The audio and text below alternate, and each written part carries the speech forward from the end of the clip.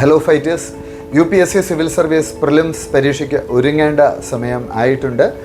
November 1-ാം തീയതി absolute IAS അക്കാഡമിയുടെ പ്രിലിംസ് ടെസ്റ്റ് സീരീസ് അതിൻ്റെ ആദ്യത്തെ സെഷൻ ആരംഭിക്കുകയാണ്.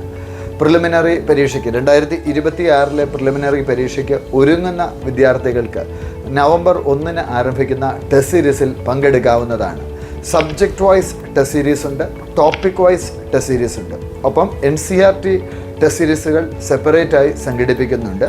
ഇനി നവംബർ 1-ന് ചേരാൻ സാധിക്കാത്ത വിദ്യാർത്ഥികൾക്കായി, ഒരുപക്ഷെ ഇപ്പോൾ കറണ്ട് ബാച്ചിലുള്ള വിദ്യാർത്ഥികളൊക്കെയാണ് എങ്കിൽ ഡിസംബർ ജനുവരി ഒക്കെ ആകുമ്പോഴായിരിക്കും അവർക്ക് അവരുടെ പ്രിപ്പറേഷൻ ഏതാണ്ട് ഒരു നല്ല രീതിയിൽ ഒതുക്കാൻ സാധിക്കുന്നത്. അപ്പോൾ അത്തരത്തിലുള്ള വിദ്യാർത്ഥികൾക്ക് വേണ്ടി നമ്മളുടെ സെക്കൻഡ് റൗണ്ട് ടെസ്റ്റ് സീരീസും ആരംഭിക്കും.